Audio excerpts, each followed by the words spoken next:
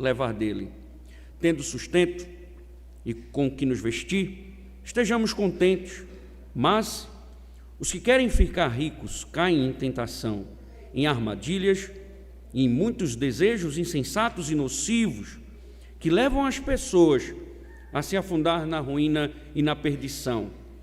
Porque o amor ao dinheiro é a raiz de todos os males. E alguns, nessa cobiça, se desviaram da fé e atormentaram a si mesmos com muitas dores. Mas você, homem de Deus, fuja de tudo isso. Siga a justiça, a piedade, a fé, o amor, a perseverança, a mansidão.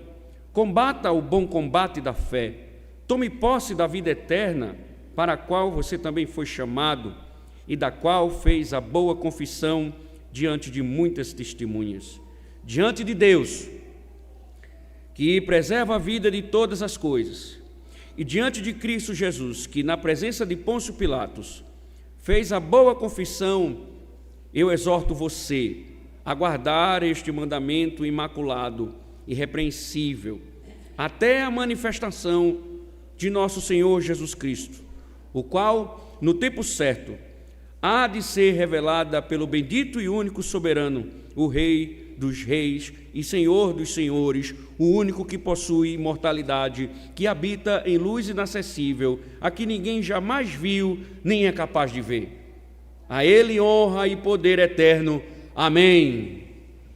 Senhor, mais uma vez nos encontramos diante da Tua presença e clamamos, Senhor, que o Senhor bondosamente e soberanamente venha falar aos nossos corações. E claro, Senhor, falar aos nossos corações e também fazer, ó Deus, com que nossos corações se curvem à Tua verdade, para que venhamos a combater o bom combate, para que venhamos a perseverar, Senhor, a trilhar esse caminho, um caminho que um dia findará, para começarmos uma nova jornada, uma jornada eterna com o Senhor. Então, que a Tua palavra, ela nos fortaleça, poderosamente possa falar aos nossos corações, em nome de Cristo. Amém. Poder sentar, irmãos.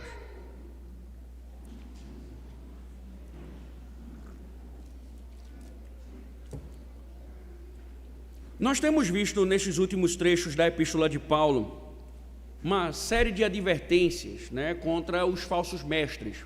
Vocês estão vendo que Paulo, desde o versículo 3, que ele vem tratando sobre, mais uma vez, os falsos mestres dentro da igreja de Éfeso.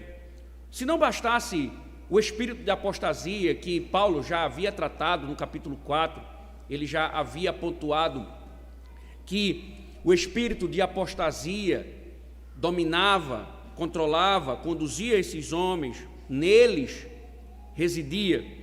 Seus frutos denunciavam, como Paulo mostrou, impiedade, arrogância, ignorância. Mas ainda que tudo isso fosse já destruidor, o apóstolo denuncia que, movidos pela ganância, pela avareza, eles estavam transformando a piedade numa fonte de lucro. Eles não estavam preocupados com verdade, com mentira, eles não estavam preocupados com nada. Eles só queriam, eles objetivavam simplesmente adquirir riquezas. Eles eram avarentos, como Paulo demonstrou. E nós vimos que a avareza é uma questão muito séria.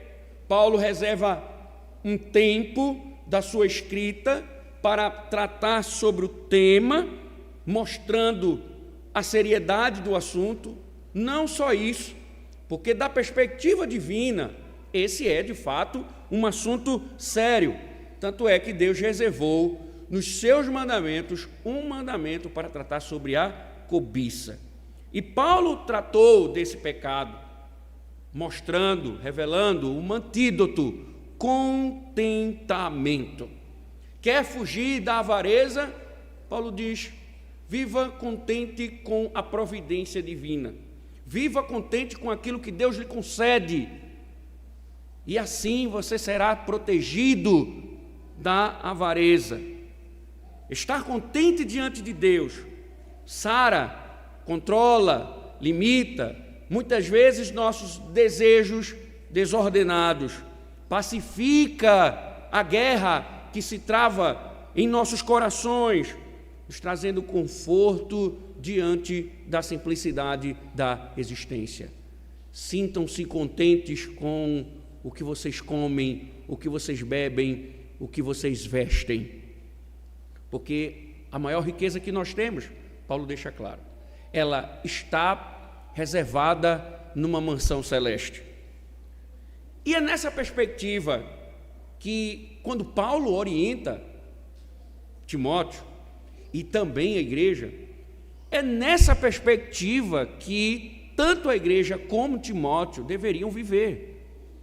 Paulo está orientando a igreja para mostrar que assim eles devem conduzir a vida, nessa perspectiva de contentamento, divergente desse coração avarento. Por quê, irmãos? Porque Paulo vem deixando claro que a avareza, ela assedia qualquer um, seja você pobre, seja você rico. Se você for avarento, você sempre vai querer mais dinheiro. Isso influencia membro comum da igreja, isso influencia líder eclesiástico. O descontentamento é uma praga que atinge todo mundo, que, se não remediada, se espalhará, dominará o solo do nosso coração. Pode ser quem for, uma vez dominado pela avareza, ele vai seguir o caminho de outros pecados. Consequentemente, nós vamos viver com os olhos fixos aqui, porque essa é uma perspectiva do descontente. Ele perdeu a visão da eternidade e prendeu-se à materialidade. Então ele viverá condicionado nessa perspectiva. Ele viverá condicionado nessa realidade. O coração dele será atraído somente, unicamente para as coisas que aqui nesta vida estão presentes.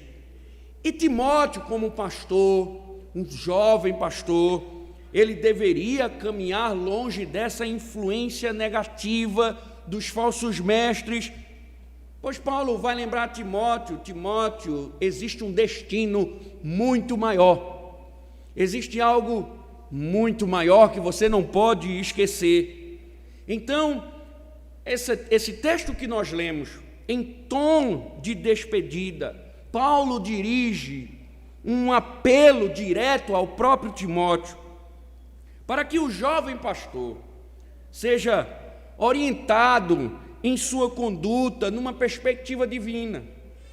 Se a perspectiva dele é celestial, ele deve viver diferentemente daqueles mestres que estavam minando a vida da igreja.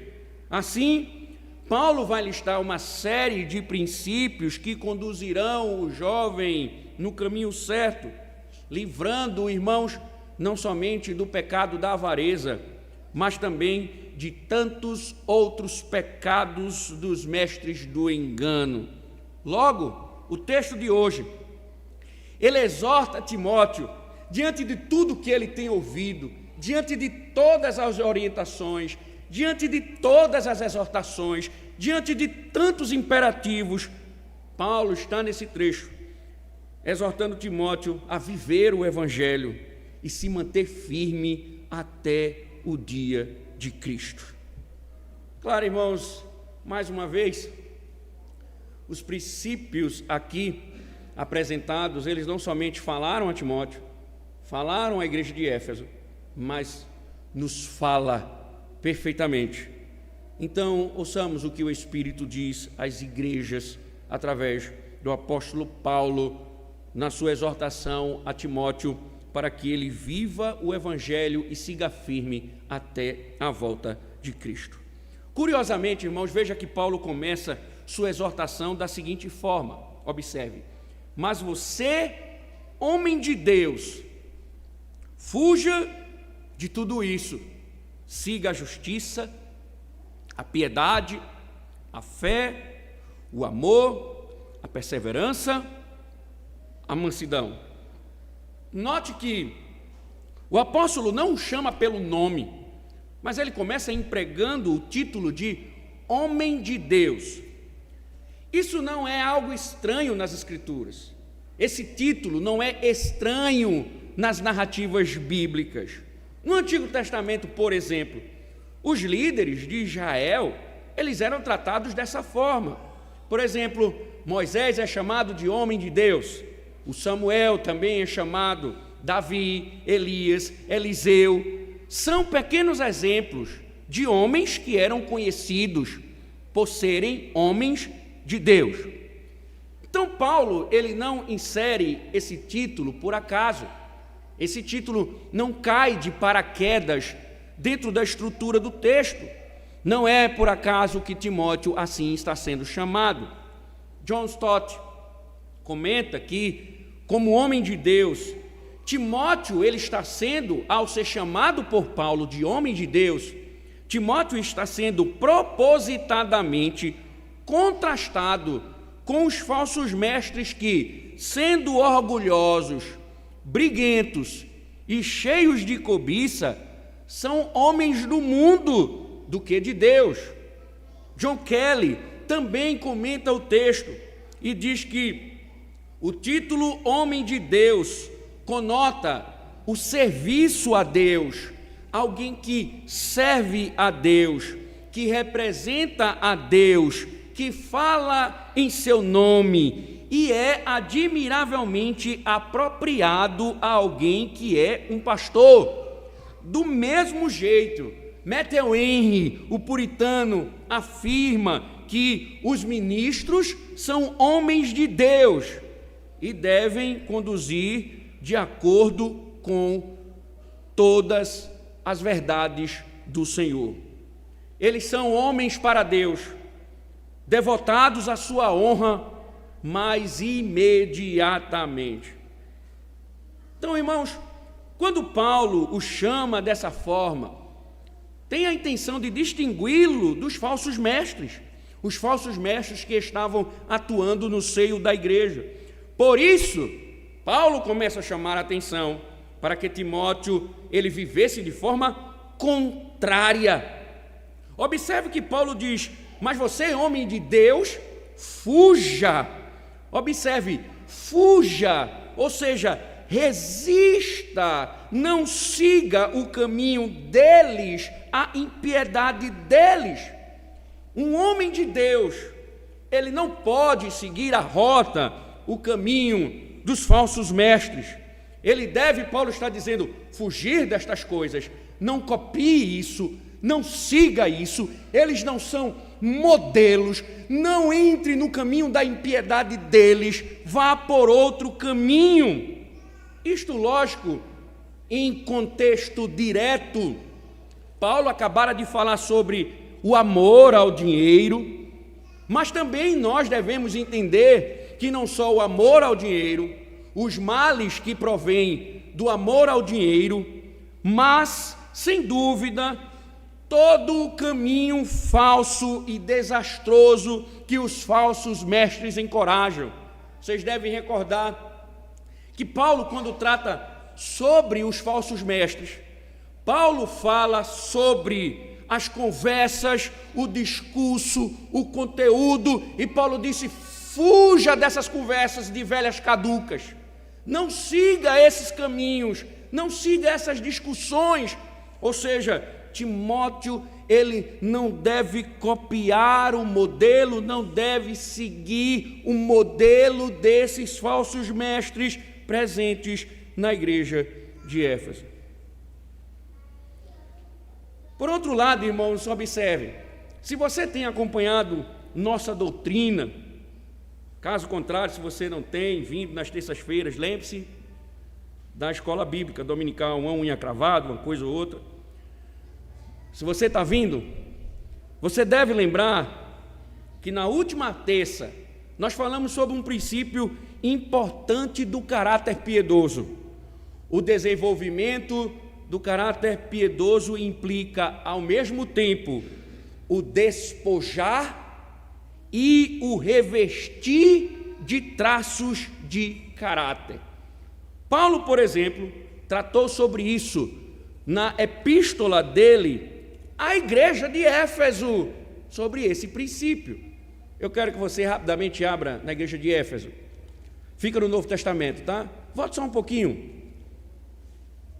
Está bem pertinho. Está ficando quente. Mais um pouquinho. Está esquentando. Chegou. Epístola de Paulo à igreja de Éfeso. Crianças, ajude aí os seus pais que estão com dificuldade, Bíblia nova. Dê uma orientação aí a eles. Efésios capítulo 4. Veja o verso número 28.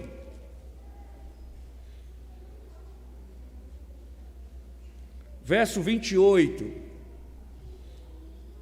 Veja o que é que diz Paulo instruindo a igreja sobre a santidade. Veja o despisse e o revestisse, e o vestisse de novo caráter. Aquele que roubava, verso 28, não roube mais. Pelo contrário, trabalhe, fazendo com as próprias mãos o que é bom, para que tenha o que repartir com o necessitado. Verso 29, não saia da boca de vocês nenhuma palavra suja ou torpe, mas unicamente a que for boa para edificação, conforme a necessidade, e assim transmita graças aos que ouvem. E não entristeçam o Espírito Santo de Deus, no qual vocês foram selados para o dia da redenção. Que não haja no meio de vocês qualquer amargura, indignação, ira, gritaria e blasfêmia, bem como qualquer maldade. Pelo contrário, veja, pelo contrário, sejam bondosos e compassivos uns para com os outros, perdoando uns aos outros, como também Deus em Cristo perdoou vocês. Portanto, sejam imitadores de Deus como filhos amados, e vivam em amor, como também Cristo nos amou, e se entregou por nós, como oferta e sacrifício de aroma agradável a Deus. Verso 3, que a imoralidade sexual e toda impureza ou avareza não sejam nem sequer mencionados entre vocês, como convém a santos. Não usem linguagem grosseira, não digam coisas tolas nem indecentes, pois isso não convém. Pelo contrário, digam palavras de ação de graças. Até aqui. Observe que Paulo ele está falando à igreja de Éfeso, dizendo que nós devemos, a igreja deveria despojar-se, por exemplo, da mentira e revestir-se da verdade. Devemos nos despojar do furtar, e Paulo diz, mas revista-se de generosidade. A língua torpe, Paulo está dizendo, deve ser substituída por uma palavra útil, que edifica os outros. Paulo diz, a amargura, a cólera, a ira, a difamação devem ser substituídas por benignidade, compaixão e perdão. Enfim, os antigos traços devem dar lugar a novos traços da piedade. Nota-se, irmãos, aqui o mesmo princípio quando Paulo está instruindo Timóteo nessa parte do texto. Porque Paulo diz, fuja, mas ele não diz somente fuja, mas ele diz, fuja, siga. Siga a justiça, a piedade, a fé, o amor, a perseverança, a mansidão. Não era simplesmente uma fuga, mas era uma fuga em perseguição de características piedosas. Óbvio que essa lista ela não esgota o padrão ético, não contempla todo o padrão ético de Deus. Na verdade, ela está sendo sabiamente, divinamente escolhida para contrastar o homem de Deus com os falsos mestres. Veja como isso fica claro quando nós analisamos cada traço a ser seguido. podemos inferir isso de cada termo aqui apresentado por Paulo, porque cada termo apresenta uma conotação que entra em contraste com os frutos descritos por Paulo dos falsos mestres. Primeiro, os falsos mestres eram ímpios, arrogantes e avarentos. Um avarento não se preocupa com o outro, mas com o seu próprio bolso. Timóteo deveria ser justiça.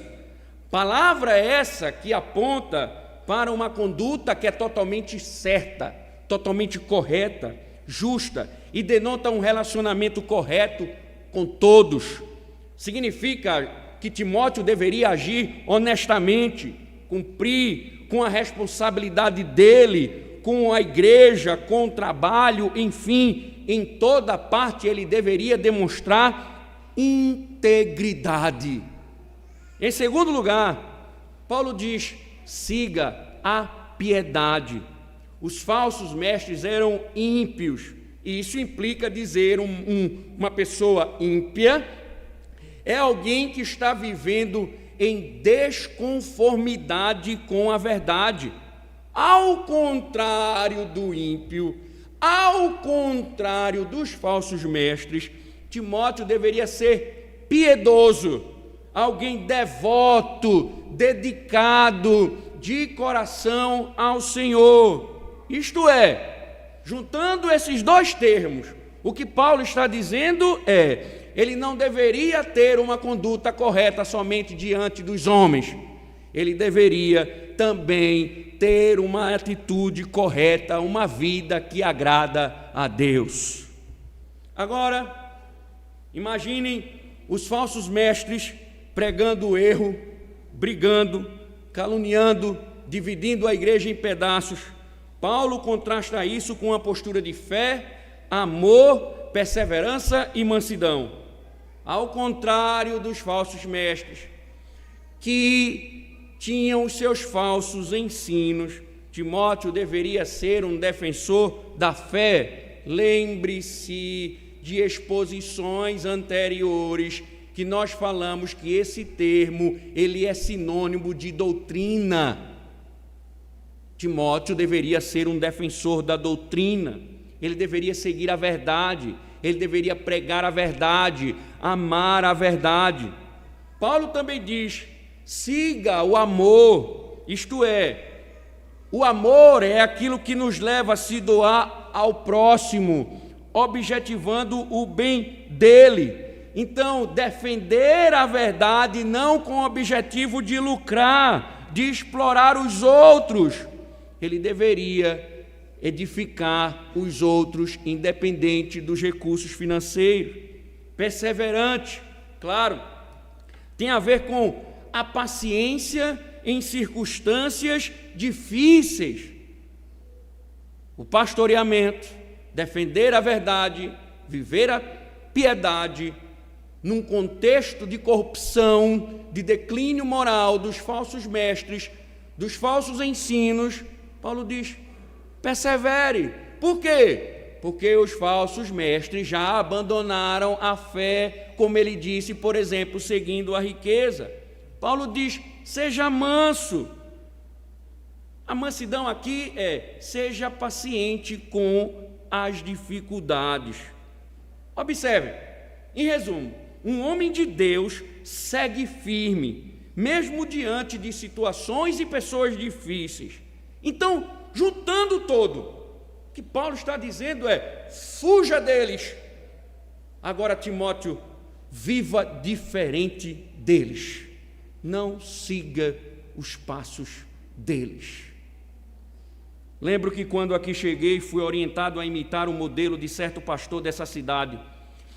Nem sabia que se tratava de uma das pessoas mais esdrúxula, imbecil, imoral e de tantos outros adjetivos negativos. Mas minha resposta foi simples: estou aqui para pastorear nos moldes de Cristo, não nos moldes humanos. Há uma tendência, irmãos, há uma tendência na igreja de se distanciar do modelo do Evangelho. Timóteo poderia cair nessa tentação. Timóteo poderia ser seduzido. Timóteo poderia adentrar, ver que, em algum sentido, poderia parecer louvável copiar aqueles homens que estavam infiltrados dentro da igreja. Ele poderia cair nessa tentação. Principalmente, porque se você observar, Paulo fala na avareza, Paulo exorta Timóteo para que ele não copie o comportamento dos falsos mestres, inclusive na avareza, e vai voltar a falar sobre riqueza na próxima perícope, principalmente na questão da avareza. Mas o que nós acabamos de ver, pastor não foi chamado para imitar pastor, líder de igreja não foi chamado para imitar outro líder, principalmente hereges, principalmente aqueles que não têm nenhum tipo de compromisso com a verdade. Paulo deixa claro que um homem de Deus, ele não se conforma com esses homens. Um homem de Deus, ele anda conforme Deus ordena. Isso nos deve fazer pensar sobre muitas coisas. Porque, imaginem, irmãos, contextualizando, será que diante do crescimento de tantos falsos mestres dentro da igreja de Éfeso, será que Timóteo não estava sendo pressionado a seguir os modelos, as regras, imitar o discurso, seguir o mesmo caminho? Um homem de Deus, ele não foi chamado para seguir outros homens, ele foi chamado para seguir o que Deus ordena. E isso deve fazer com que a gente pense sobre muitas coisas. Por exemplo, o pastor não foi chamado para copiar o culto da moda. O pastor não foi chamado para copiar aquilo que outras igrejas fazem. O pastor não foi chamado para copiar aquilo que outros pastores fazem. Ele pode ser um medalhão, ele pode ser estrela, ele não é a minha referência doutrinária. Posso até admirá-lo, mas o Senhor chama o homem de Deus para fazer a vontade de Deus. Então o ministro, ele não vai seguir aquilo que está na moda. Sua obrigação é cultuar a Deus conforme Deus ordena em sua palavra. Em outras palavras, ele não deve fazer aquilo que os outros fazem, mas ele deve fazer aquilo que o Senhor exige. Timóteo, fuja destes homens, não copie o que esses homens fazem. Um homem de Deus difere da moda, das multidões, daquilo que acontece muitas vezes e é visto como nada demais. Mas isso não é questão somente direcionada ao pastor, que Paulo também está escrevendo a carta para que a carta seja lida e usada para instruir a igreja de Éfeso. Viver uma vida distinta daqueles pervertidos é uma exigência divina para todos. Isso é relevante. Isso é relevante, pois moldamos muitas vezes nossas ações com base daquilo que os outros fazem. Nós começamos a modelar, a moldar, a estruturar as nossas ações com base naquilo que os outros fazem. Inclusive, tratamos como normativo aquilo que os outros pecaminosamente praticam. Vou dar um exemplo. Dia do Senhor. Quantas igrejas já não abandonaram o domingo? Quantos crentes não estão desprezando o dia da feira da alma? Isso é normal hoje em muito lugar. Muitos seguem esse ritmo. Muitos abandonaram o culto, a maioria tem negligenciado o culto, abandonado o culto dominical, o dia do Senhor. Mas o cristão deve perguntar: o normal, o normativo, é aceitável a Deus? Aquilo que as pessoas estão praticando, aquilo que a multidão vem praticando, é aceitável diante de Deus? Então me pergunto, eu faço porque Deus ordena ou sigo a moda da massa? Eu estou fazendo porque Deus imperativamente me ordena ou porque está todo mundo fazendo? Isso envolve, irmãos, tantas outras coisas. Mas ficou claro aqui que se eu, você, nós quisermos ser homens de Deus, se vocês quiserem ser mulheres de Deus, devem andar conforme o Senhor ordena. Como diz o puritano Matthew Henry, não é para um homem suficiente, ou não é suficiente para um homem de Deus fugir destas coisas. Ele deve seguir aquilo que é contrário a elas.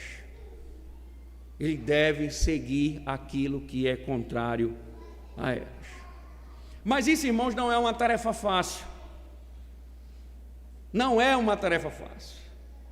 Neopuritano, radical, fundamentalista. E os inimigos, eles surgem dentro da própria igreja. Porque andar diante de Deus exige de nossa parte lidar com inimigos dentro e fora da igreja. Ou você acha que todo mundo que está aqui é crente? Ou você acha que se o pastor disser assim, soltem a franga, imagina a bagunça que vai ser. Porque tem gente que suporta, que ele anda conforme a massa. Mas se ele botar para fora o coração, o culto vira o programa de Silvio Santos. Então, existem inimigos fora e dentro da igreja. Existe essa inimizade dentro e fora da igreja. E Paulo deve enfrentar esses inimigos. Paulo deve enfrentar esses adversários. Agora, Paulo tem a consciência que isso é desgastante, isso pode minar as forças de Timóteo, isso pode desmotivar Timóteo, isso pode fazer com que Timóteo ande no ritmo da moda. Por isso, o que Paulo vem em seguida é um estímulo santo a Timóteo. Veja o verso de número 12. Combata o bom combate da fé. Tome posse da vida eterna, para a qual você também foi chamado e da qual fez a boa confissão diante de muitas testemunhas. Irmãos, a imagem aqui é intensa e traz à mente um quadro de alguma competição, de luta livre ou de algum outro esporte. Paulo está exortando a Timóteo: combater o bom combate da fé. A linguagem de Paulo chama Timóteo a guerrear, uma guerra pessoal contra o mal, a qual todo o cristão é conclamado. E quando isso finda nesta vida? Nunca. O verbo usado por Paulo, o imperativo aqui, está deliberadamente no tempo presente, o que indica que a luta será um processo contínuo, denotando assim que o cristianismo, quando nós abraçamos o cristianismo, quando nós abraçamos uma fé genuína, quando nós abraçamos a piedade, quando nós abraçamos a verdade com contentamento, somos inseridos numa arena, numa luta árdua, para nos mantermos piedosamente diante do Senhor. Há uma luta, há uma batalha para não copiarmos o modelo da massa. Talvez o motivo de alguns não estarem em atrito com o mundo seja justamente a forma mundana como vivem. Ora, pensem, o diabo não milita contra os seus soldados. Ele é adversário do reino celestial, não do seu exército infernal. Ele não milita contra o seu exército, ele milita contra os soldados do reino celestial. Olha então, como você vive. Se o seu cristianismo não causa conflitos na sua família, entre os seus amigos, significa dizer que provavelmente você não tem Cristo. Porque um cristão que não vive em guerra é estranho para as Escrituras. Mas, se sua vida vive em guerra com o mundo, esse é um bom sinal. Matthew Henry continua a citá-lo, diz que esses que irão para o céu devem continuar a militar até lá. Deve haver um combate contra a corrupção e as tentações e a oposição dos poderes das trevas. Isto é, membros do reino celestial estão em pé de guerra e devem continuar assim, em clara oposição ao inferno. Mas preste atenção, irmãos, que Paulo está implicitamente colocando uma questão aqui muito importante, porque essa luta, ela não é somente uma luta em palavras, porque veja que Paulo, ele vai chamar a atenção para uma luta que é não somente verbalizada, no campo das ideias, da argumentação, mas é também um campo de ação piedosa. A Bíblia, ela une duas coisas que nunca podem ser separadas. O versículo 12 do texto em questão, ele está falando sobre doutrina. Combata o bom combate da fé. Sobre aquilo que é doutrinariamente e que representa a nossa fé. Enquanto, veja, o verso 11 fala daquilo que trata a vida cristã. Observe, o verso 12 diz: combata o bom combate da fé, e o verso 11 está tratando da vida cristã. Paulo, quando no capítulo 4 orienta Timóteo, lembra o que ele diz no verso 16? Tenha cuidado de ti mesmo e da doutrina. Vida, doutrina, é como pão e manteiga, café e leite, não se pode um sem o outro. Doutrina sem vida é ortodoxia morta. Doutrina sem vida é ortodoxia morta. Vida sem doutrina é fé irresponsável, é misticismo. Então, o que Paulo está mostrando aqui é que é um combate não somente no campo das ideias, mas também com ações piedosas. O crente, ele vai combater o bom combate, ele vai lutar o bom combate, não só proclamando a verdade, mas vivendo a verdade.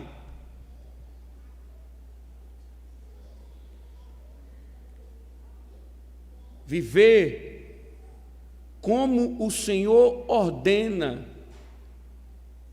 é travar uma guerra contra a ética do mundo.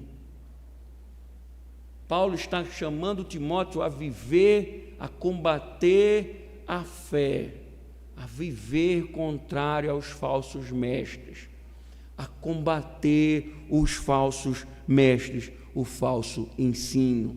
Ou seja, a vida de Timóteo, a teologia de Timóteo deve ser um ataque a tudo aquilo que é contrário à verdade. Claro, irmãos, que Paulo evidentemente sabe que lutar nunca é prazeroso, cansa, desgasta, é muito cansativo viver a verdade no mundo corrompido, é muito cansativo proclamar a verdade e defender a verdade no mundo evangelical e corrompido, cheio de hereges por todos os cantos, onde as pessoas são assediadas, envolvidas por todos os lados, por todos os tipos de discursos, cansa, desgasta, desmotiva. Mas Paulo, ele está numa boa causa, ou a revelar uma boa causa a Timóteo.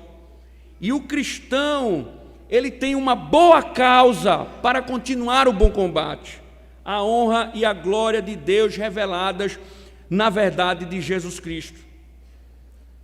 Irmãos, alguns chegam a dizer assim: escolha as suas batalhas. E nós temos a tendência de escolher de fato aquelas que trazem menos danos, procuramos os caminhos mais fáceis.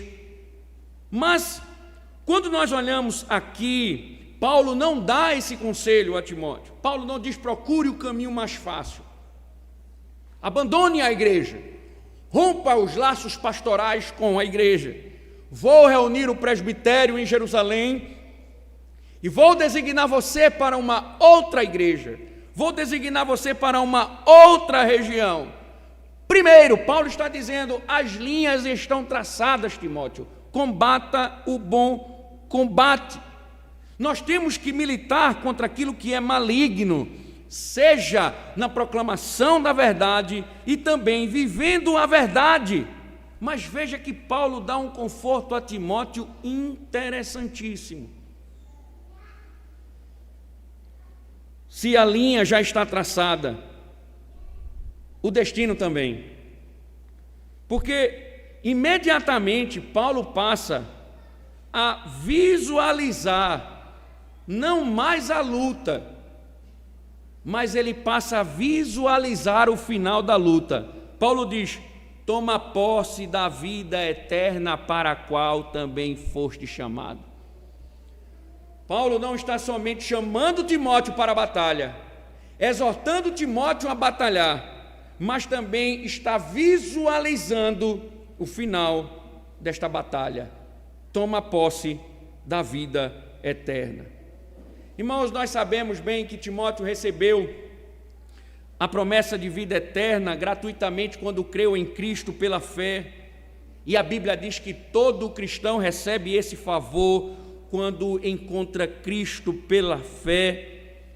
Mas a pergunta que nós devemos fazer ao texto é: em que sentido Timóteo deveria tomar posse da vida eterna se Timóteo já era um eleito? Paulo está mostrando que Timóteo ele precisava se apropriar dela, no sentido de que ele deveria depender dela para tudo o que ele considerasse valioso. Também, irmãos, entenda que Paulo está implicitamente, óbvio, mostrando que a vida eterna é tanto agora quanto uma realidade a ser desfrutada no futuro. É o que nós chamamos na teologia de o já e o ainda não. Então, a vida eterna é tanto uma posse atual quanto uma esperança futura. Matthew Henry, também comentando, diz: a vida eterna é a coroa proposta para nós, para o nosso encorajamento na guerra e para militar a boa milícia da fé, a boa batalha espiritual. Veja, irmãos, o que é que Paulo então está dizendo aqui diante desses comentários? Paulo volta a falar do mesmo ponto que tratou anteriormente. A luta contra o mal, ela vai existir, mas eu devo perseverar, continuar lutando, porque eu estou na expectativa de uma esperança futura. Então, se eu não tenho uma motivação nos homens, se eu não tenho uma motivação na igreja, se eu não tenho uma motivação salarial, se eu não tenho uma motivação da massa, ainda que tudo me desmotive, Paulo está motivando Timóteo na expectativa de uma vida eterna. Timóteo, combata o bom combate, porque o resultado será a vida eterna. O que vem é a vida eterna. continue brigando, lutando, vivendo, defendendo a fé, vivendo com piedade, porque o final será a vida eterna. E aí, irmãos, alguns talvez não combatam mais o bom combate, justamente porque falta a perspectiva eterna. Assim como um avarento perde uma perspectiva eterna, assim como um avarento, ele perde a noção de eternidade quando se prende a essa existência. Uma pessoa que não visualiza a eternidade, não tem perspectiva eterna, ele nunca entrará em conflito com aqueles que vivem em oposição à verdade. Como ele não vive a expectativa de eternidade, ele nunca entrará em conflitos com aqueles que vivem de forma ímpia. Sabe por quê? Porque ele não vai entrar em conflito com os seus companheiros de eternidade. Ele não vai entrar em conflito com aqueles que irão passar a eternidade com ele no inferno. Por isso que eles não militam contra aqueles que são contrários ao reino de Deus. Paulo diz: Timóteo, combata o bom combate, porque a vitória é certa, a eternidade é certa. É melhor, infelizmente para muitos, conflitos com Deus do que com os habitantes de Sodoma e Gomorra. Mas Paulo está mostrando para Timóteo, para mim, para você, para o cristão, essa é uma grande motivação, uma motivação santa. Eu devo viver a verdade, eu devo andar na piedade, ainda que a massa esteja andando o contrário, eu devo viver piedosamente, eu devo combater o bom combate, eu devo defender a verdade, porque no final o meu lucro está garantido, é a vida eterna. E a certeza é tanta que Paulo diz: toma posse, Timóteo, porque isso é um cristão que vive piedosamente contra o mundo, um cristão que vive de forma santa, que não anda nos moldes do evangelicalismo, que não copia o que as igrejas mundanas fazem, é alguém santo. Se é uma irmã, ela não vai para a praia de biquíni de fio dental, porque a maioria das irmãs estão indo. Ela vai de forma santa. Os homens não copiam a moda dos homens, andam de forma santa. Ou seja, um homem piedoso, ele vive em contraste com o mundo. Um homem firme, teologicamente, ele vive a combater o erro, a lutar contra o erro. Ele se levanta contra tudo aquilo que não é evangelho. Paulo está dizendo: isso é um crente, toma posse da vida eterna. O resultado disso é a vida eterna.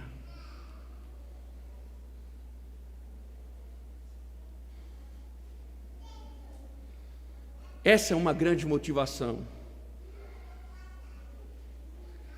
A motivação dos céus nos fortalece e nos agiganta diante das batalhas. Papai Calvino, ele diz assim: pois, se os soldados terrenos, veja, prestem atenção, se os soldados terrenos, aqueles que militam em guerras, que estão agora em confronto, por exemplo, em Israel com Hamas, pois, se os soldados terrenos não hesitam em combater quando a vitória é incerta, veja, quantos homens erguem-se para defender uma causa e eles não têm a certeza da vitória, mas eles se levantam e vão a lutar por essa causa. E Calvino ainda diz, além disso, de a vitória ser também incerta, correm o risco de perder a vida.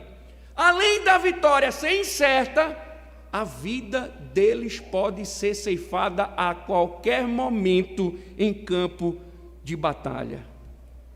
Então ele diz ao cristão: quanto mais bravamente devemos nós lutar sob o comando e a bandeira de Cristo, onde podemos alimentar de antemão a certeza da vitória,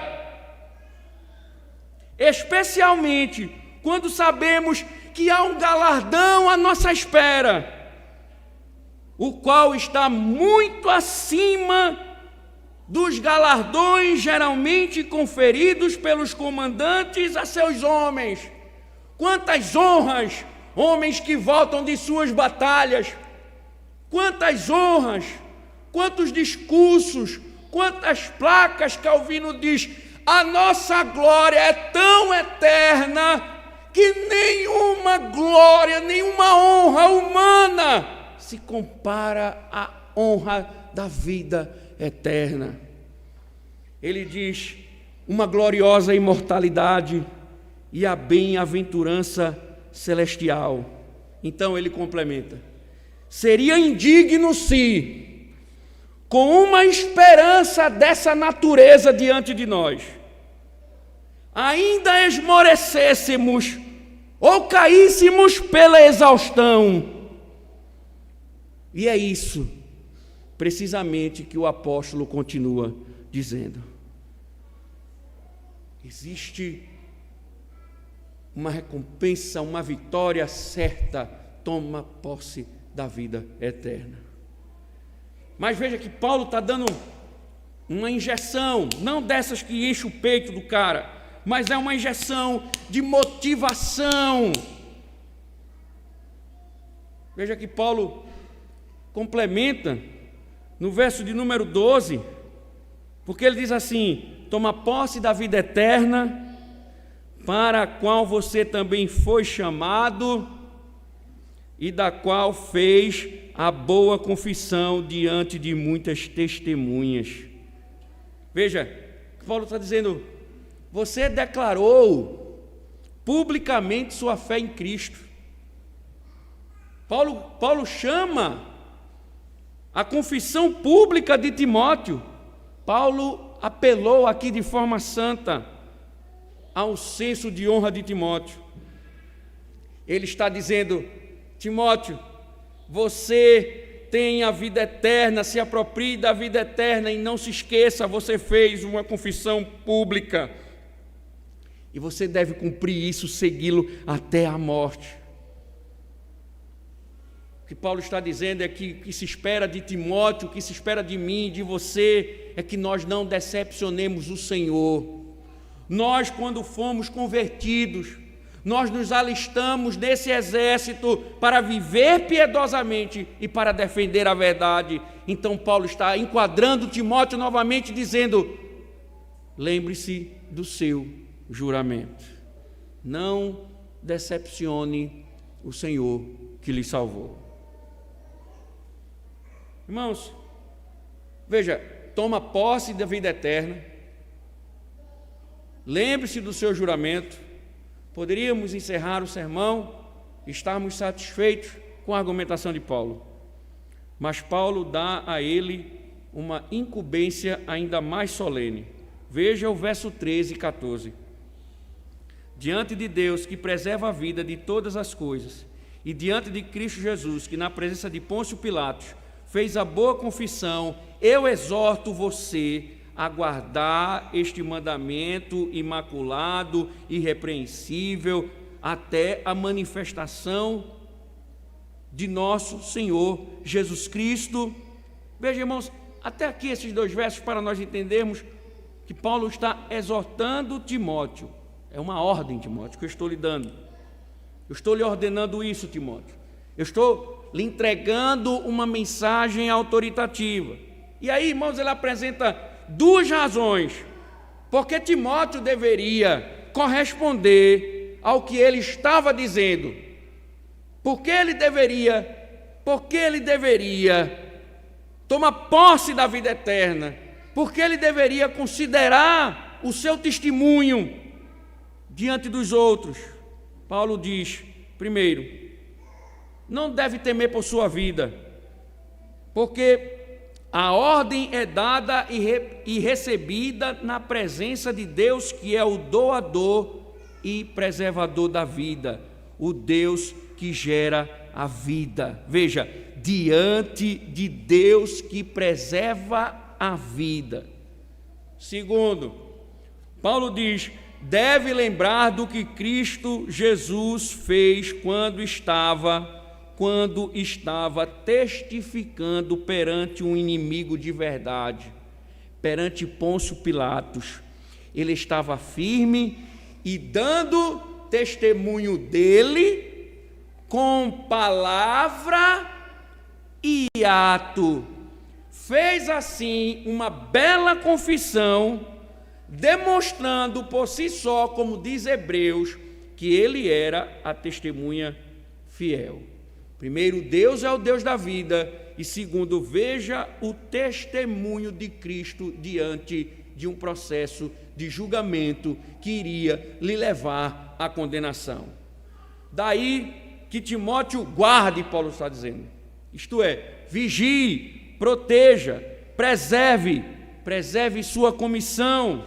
Essa comissão, preceito, mandamento, compreende tudo o que foi ordenado com relação ao ministério do Evangelho e o governo da igreja. Ele deve cuidar disso, ou seja irrepreensível, Timóteo, diante disso. Irmãos, por que isso é importante? Um mandamento semelhante vem a todos os que já receberam uma responsabilidade semelhante. Cada um deve guardar sua comissão sem mácula, irrepreensível, até o dia de sua morte. Ou se a volta de Cristo acontecer antes, como Paulo diz, Paulo vai falar sobre a vinda de Cristo. Ele não sabe a data, ele não sabe quando vai ocorrer, mas ela vai existir. E nós devemos continuar perseverantes na expectativa de sua vinda.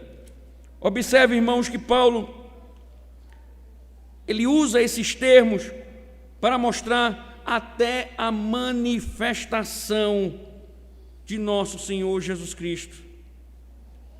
É como Calvino disse, isso dá coragem a Timóteo e para todo soldado da cruz. Portanto, sempre que o nosso coração titubear, que lembremos imediatamente de buscar força na morte de Cristo. Seria muita covardia abandonar um líder que vai à nossa frente para nos mostrar o caminho. E aí Paulo começa a tratar sobre a vinda, e ele vai dizer por que essa expectativa é importante, porque ela nos livra finalmente dessa batalha. Veja o verso 15 e o verso 16, o qual no tempo certo há de ser revelada pelo bendito e único soberano, o Rei dos reis e Senhor dos senhores, o único que possui imortalidade, que habita em luz inacessível, a quem ninguém jamais viu, nem é capaz de ver. A ele honra e poder eterno. Amém. Veja, Timóteo deve continuar a lutar até o fim. É como se Paulo estivesse dizendo, Timóteo, os reforços estão chegando, a ajuda está a caminho. Obedeça às regras, siga firme até a manifestação de nosso Senhor, o qual em épocas determinadas chegará. É interessante, irmãos, porque Paulo não ousa, como falamos, dizer, ele voltará a tal data. Mas, mesmo sem saber a data que ele voltará, ele declara certo, prossiga lutando, porque o rei voltará para pôr um fim nesse combate.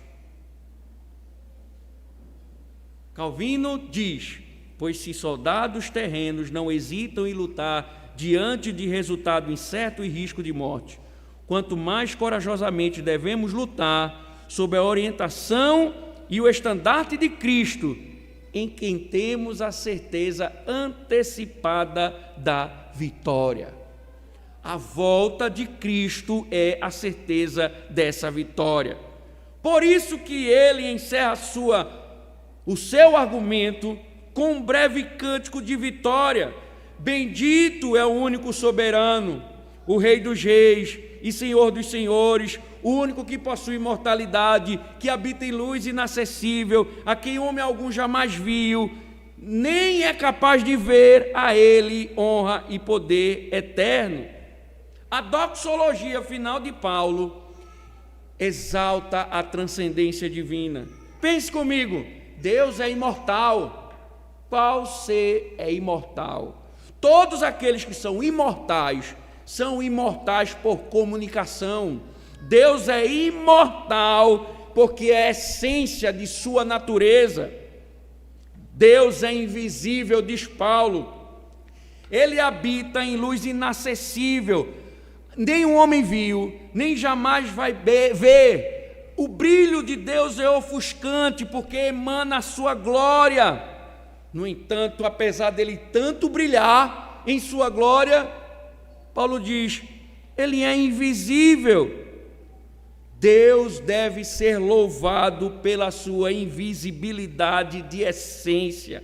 E aí Paulo diz, ele é invencível, imortal, invisível, totalmente inacessível. Este é um grande comandante. O que poderíamos fazer se não confiar nele, servi-lo e adorá-lo? Se a invencibilidade, a imortalidade e a invisibilidade pertencem a ele, então todo louvor e toda adoração também pertencem a ele honra e poder eterno. Amém. Veja, Paulo instrui o jovem pastor a combater o bom combate. Timóteo, fuja, não copie os modelos, não copie os falsos mestres, ande contrário aos falsos mestres. Que sua vida seja diferente, Timóteo. Timóteo, combata o bom combate, defenda a verdade, proclame a verdade, lute contra o erro. Eu sei, Timóteo, que isso pode te desgastar, mas toma posse da vitória. Toma posse da vitória. Lembra disso, que essa vitória é certa. Continua firme, perseverando, vive na piedade, vive a verdade, defende a verdade, que a vitória é certa. E lembre-se, Timóteo, você jurou isso diante de todas as testemunhas. Você deu uma profissão pública, dizendo que ia servir a Cristo, então sirva até o fim. E eu te exorto, Timóteo, e eu te exorto, diante de Cristo, diante de Deus, que um dia essa batalha acabará. Por quê? Porque Jesus vai voltar com poder e glória. Ele vai pôr um fim em todas as nossas batalhas. Por isso, Timóteo, continue. Você, nós, igreja, somos os únicos que temos a certeza da vitória, que temos um rei vitorioso, poderoso e que vai pôr um fim às nossas lutas. Continue, Timóteo. O problema, irmãos, é que nós às vezes queremos viver a vida cristã com motivações que as Escrituras não nos dão. Nós queremos viver a fé cristã porque os outros vivem a nos honrar. Queremos viver a fé cristã porque os outros vivem a reconhecer o nosso valor. porque alguns batem nas nossas costas e dizem como você é bom, você é o melhor, você prega bem, você é a melhor professora. Às vezes nós motivamos as nossas batalhas diárias neste mundo cheio de ideologia contrária a Deus, por causa dos nossos salários, por causa dos nossos empregos. Nós nos baseamos em tantas coisas. Paulo está dizendo a maior motivação do cristão para continuar vivendo a piedade é que o Senhor nos garante a vitória e vai pôr um fim às nossas lutas.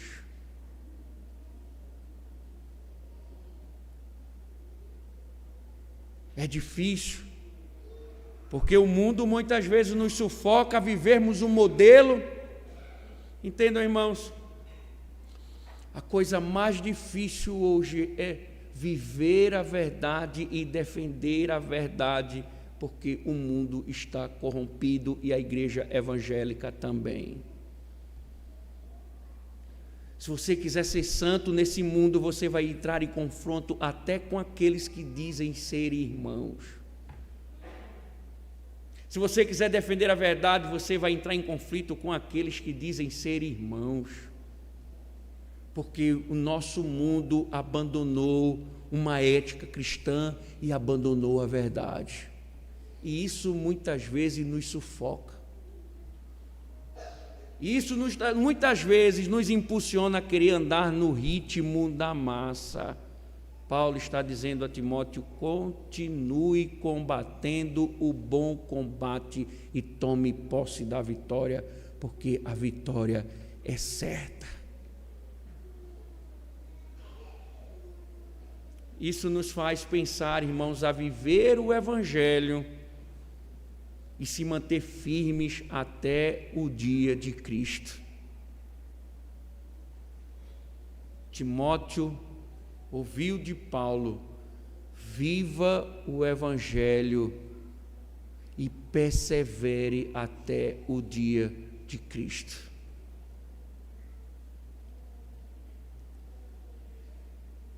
Paulo está nos estimulando a viver uma vida cristã, a combater o bom combate, nos prometendo, nos mostrando que nós estamos certos de uma vitória. Que você possa combater o bom combate, porque a vitória é certa.